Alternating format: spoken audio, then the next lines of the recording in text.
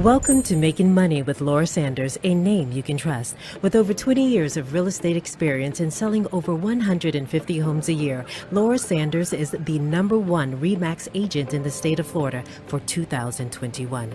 Join us each week as we discuss how to make money through buying and flipping homes to renting versus selling and everything in between. To join the conversation, call in live 888-994-4995, Studio A. Hi everyone, and welcome to Making Money with Laura Sanders, and I am your host, Laura Sanders. Every week we talk about something that will help you make a little money, save a little money, or maybe just help you navigate this crazy little world that we live in. Imagine you have been working your job for like 30 years, and one day something that you didn't realize was going on happens and you lose your license. You're no longer a doctor, you're no longer a realtor, you don't have anything anymore, and now you found out that, by the way, you're going to jail for it. So imagine your whole entire life changes. Today, I'm honored to have Linda Varisco with me, who is going to have her autobiography coming out, probably be split up into a couple of books, talking about how she wanted to go visit Martha Stewart, I guess. I don't know. So she ended up in jail, but it wasn't really what jail we all see on The Orange is the New Black. So welcome, Linda. Hi. Hi, everybody. So the reason why we have you on today is because we wanted to first let everybody know that you're an amazing book writer. You've been writing children's books about my pet squirrel. Yes, so probably the only woman that has a pet squirrel. And she's got a children's book that's out, so that is available for purchase. Tell us a little bit about that book before we get on to how to stay out of jail. Oh, yeah, great, thanks. In 2019, a baby squirrel landed on my deck, and we just took it in, and we fell in love, and we started taking care of it, and that became my quest of taking care of baby orphan squirrels. So I go live on TikTok. I have a new baby now that was found about a month ago, and people think I'm absolutely crazy, and then I release them back into the wild, and they live their best squirrel life. I just help them along the way until they get to that point. I didn't even know. I never saw a squirrel go in packs before, so I never knew that they were actually like, you know, homeless or like penniless. Something happened to the mother. But how do you know, like this? Because you've helped to raise multiple squirrels. 8 of them, 8 rescues. I mean, I see squirrels all over the place. I never would have thought that, you know, people need to take care of a squirrel. They don't. But when something happens to the mother who's nursing them, squirrels don't even open their eyes until they're 4 weeks old. So all of a sudden, they're looking for their mom to feed, and she doesn't come back to the nest. So then they start running around, and they fall usually from the nest, and then people find them, or predators find them. So because of my reputation as the squirrel whisperer, a lot of people in South Florida are bringing me squirrels. Yeah. So. I love it. I love it. It's fun. I love going live on TikTok with the squirrels, and people are so amazed. So where can we find your book, Mr. Peaches? You can find it on Barnes & Nobles, and you can find it on Amazon, the soft cover. Okay. I should have brought a book to show everybody, but... Yeah, well, I was more interested, as is a lot of other people, very much interested in the fact that, you know, and I know a lot of people don't know this, but they're going to know now, that you've been to... not real jail, you call it a camp, but in essence you were sentenced to... A year and a day. And you stayed for about 8 months? So a year and a day translates to 10 months. Okay. And you have an option to do the 10 months in the camp, or you can go 7 months in the camp and then go to a halfway house, which was a whole other story that we can do a whole excerpt on that. But so let's tell everybody, how did you end up in this situation? Because, you know, you're born with a gold spoon in your mouth, right? Yep. And you're driving really nice cars. Like, I knew you before you went to jail. Yes. You're living this great life, have a beautiful house, have an amazing boyfriend, wonderful children, right. And now they find out their mom's going to jail. It was horrible. How does that happen? I don't know how it happened. It was like 3 years of a blur. I remember being in my office. Let's tell them what you did for a living. I was a chiropractor for 30 years.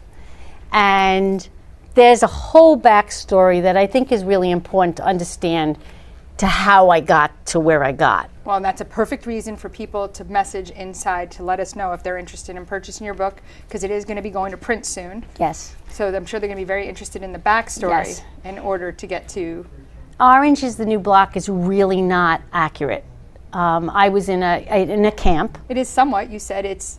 Yes, it's segregated. But you also said that you are, I guess, gay for the... Gay for the stay, straight at the gate is what I learned. There's so many things. I mean, we can talk. So I was in my office and I see 10 black SUVs pull up. And I leaned over to Big Daddy, my massage therapist. I go, what's going on here? Somebody's getting busted. And the next thing I knew, at the same time, all the doors opened up.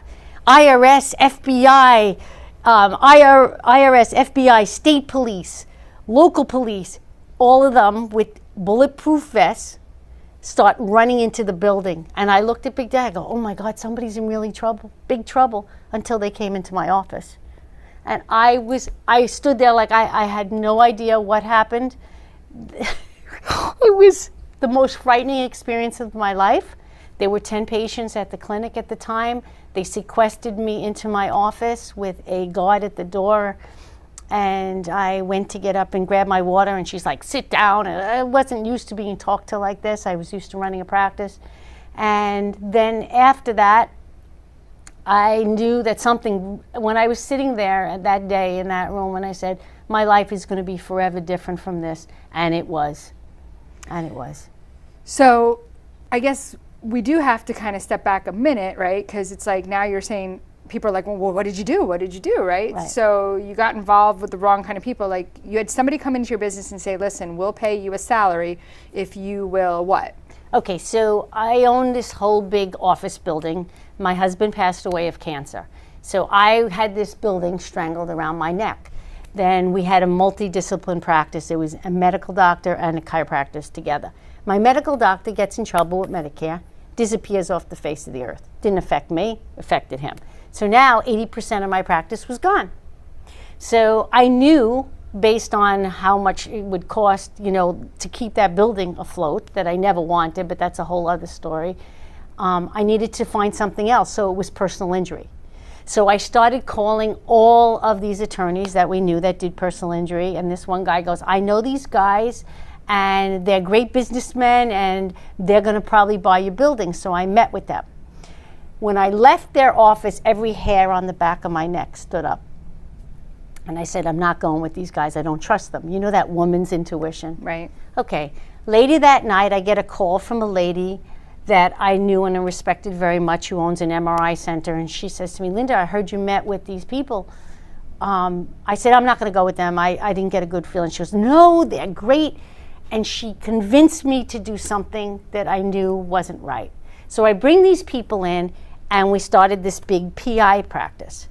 However, you need an ACA license to practice, okay? And doctors have the license, but general business people don't.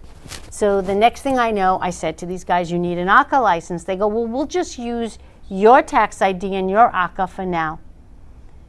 And I said, well, are you applying for it? And then time would go by, and I would see like 10, 12 new car accident cases. And I had been practicing in 29 years at that time. I was like, how are they getting, and I went to them, I go, how are you getting these cases? Oh, we do a lot of 411 pain, we do all this advertisement. Yeah. So it wasn't the case. So they went down, and I went down with them because they were practicing using my tax ID number. That's correct. So I take full responsibility. You know, it was a horrible situation, but I wasn't the mastermind. I wasn't collecting all this money, but whatever. Yes, So I had to hire a criminal attorney. That's got to be expensive. Oh, it was wonderful.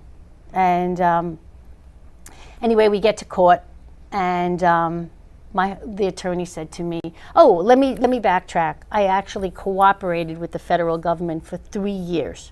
So for 3 years, my life was on hold, okay? I knew that it was going to hit the fan, but I just didn't know when. So I just kept going. I didn't know, but on the day that the raid happened, they confiscated all my paperwork, my computers, everything. So a week later, I just brought my staff in. I said, okay, let's like treat everybody like a new patient, have them sign new paperwork, and let's keep going until we can't keep going. I didn't know what else to do. So they all knew what was going on, but they didn't leave you. They stuck behind you. Yes, they did. Okay. Yes, they did. So we're going to go to commercial break. When we come back, I want to talk about what is it like in the camp. Tell us what it's like, what it happens at nighttime, like, how is it different than bars, or, tell us about the camp, jail, and, again, this is, an interesting story, and it's also something for people to like listen and read to know how to not end up in this situation. So we're going to go see our wonderful sponsors, and we'll be right back.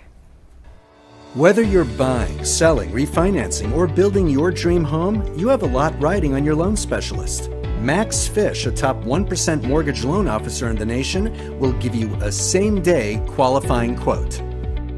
Max Fish is committed to providing his customers with mortgage services that exceed their expectations. Ensuring that you make the right choice for you and your family is his ultimate goal.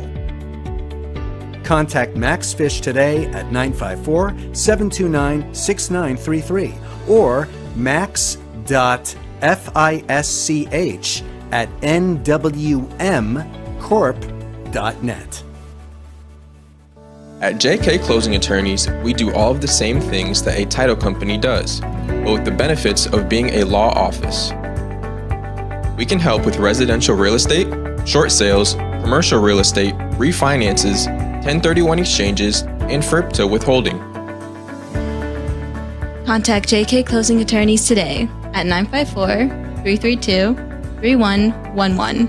Again, that is 954-332-3111.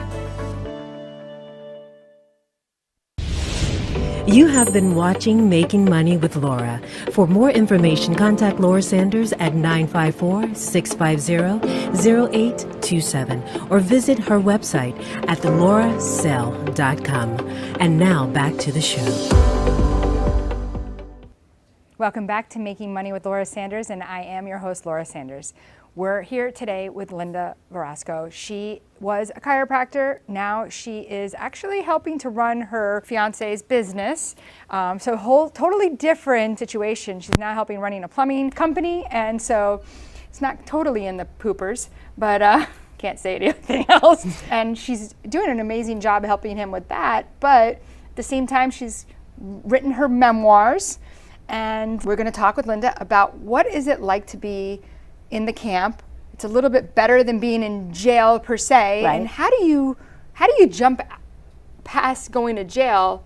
Is it the kind of crime that you've committed, even though I know you really don't feel like you did it? You kind of got stuck in the middle of something.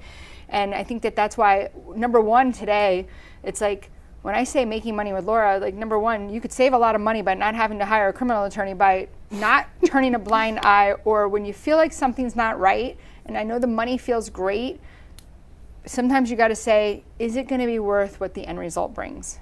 That's correct. So tell us about what it's like in jail.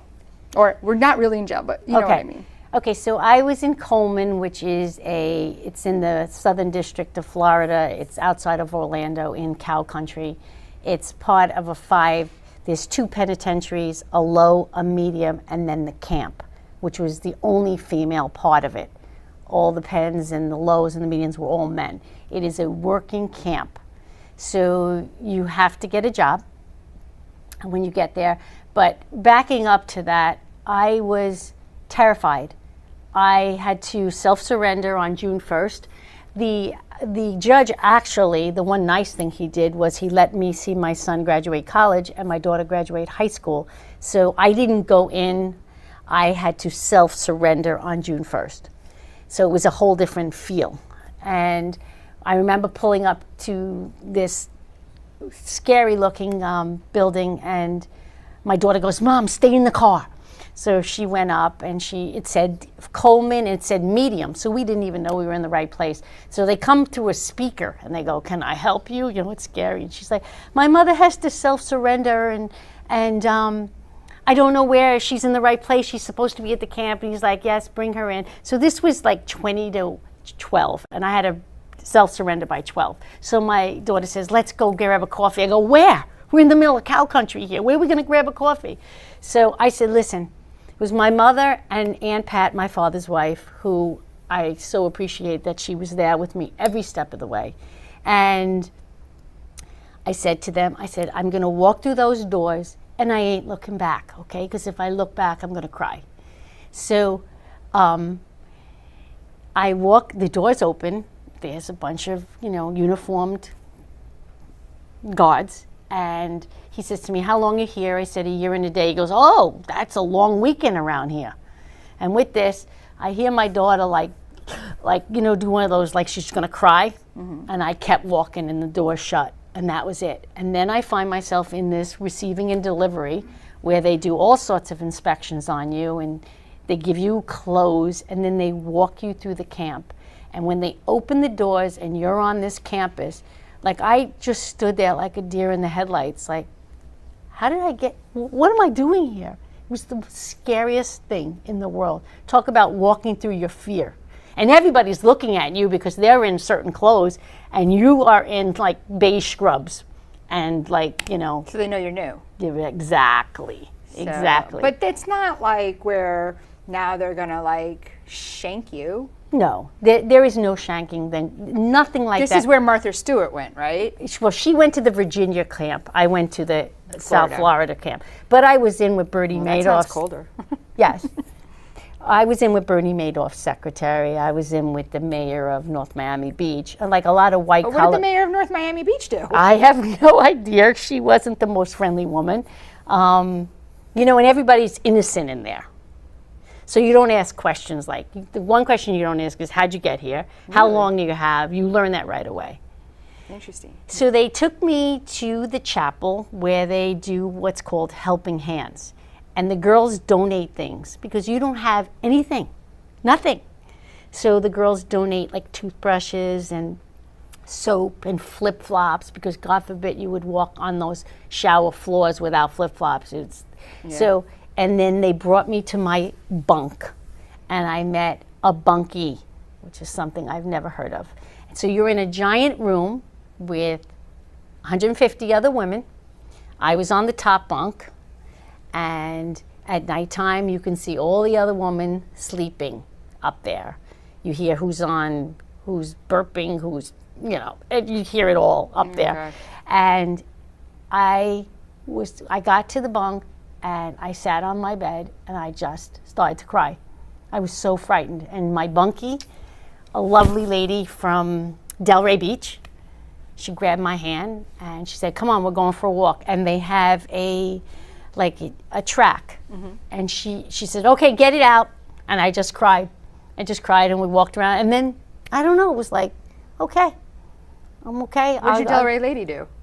Some sort of mortgage fraud. Her and her husband were in for a while. Oh. She said she didn't know anything about it. See, this is the thing with the feds. If they want you, they're going to get you. They can get you for conspiracy. So you think you have all these white-collared workers in there, but once drugs became a federal offense, it's a 10-year minimum now. So now you're putting white-collared judges, attorneys, doctors in with drug addicts and drug dealers. Cartel. In there? In there. So we had a lot of, from Puerto Rico, they were shipping some girls in there into the camp. And it's very segregated. It's just, that's the one thing about Orange is the New Black that I can tell you that's the same. It's very segregated. The blacks, this Hispanic, and all the other. Well, let me make sure that I tell you that if you are interested in getting this book when it is ready, and we're still trying to figure out the name, right? Because it's Orange is not the New Black, maybe, right? Put your comments in the comment section and put your name and your email and whatever you'd like, and we will reach out to you to let you know when this book is ready. Because definitely 90 days, less than 90 days. Yeah, I just that it's going to print. That it's been published. It's going to be coming out soon. So you definitely want to take a look for that. You can always reach out to me, and I can definitely link you because I'm sure it's going to be sold on Amazon. I think it's going to be a bestseller. I've heard some excerpts from it, and it was amazing. So we're definitely going to have you back on to definitely read some of it so people can kind of get a little bit better. So we'll always give you notice that we're going to have, I call you Dr. Linda. We're going to have you back. So, sorry, I just wanted to make sure I got that out there for people because I know time runs fast on this. Yes. So I and wanna there's make so sure much, people- and there's just so much to say. Yeah. I don't even know where to start. So you said that one night your arm was hurting you and you were laying in bed and... Okay, so we have counts at 3 o'clock, at 10 o'clock, it's lights out, and then they come and they count you. You have to stand in front of your bunk, and they have to allot for all of the people that are there. So one night I woke up, I was on the top bunk. I was at least a block away from the bathroom. That's how big this place was. Okay, so you have to climb down, run to the bathroom if you have to run. But one night, these girls, between count, decided to have a little fun. And I'm laying in there and I can hear them and I'm like trying to cover up my ears and finally I just yelled out, just get it over with already because I can't stand to listen anymore. And about 20 other girls that they were keeping up started laughing because it's one gigantic room. I'm telling you, it was crazy. And then one night I went to go to the bathroom and there were 4 legs in the shower stall.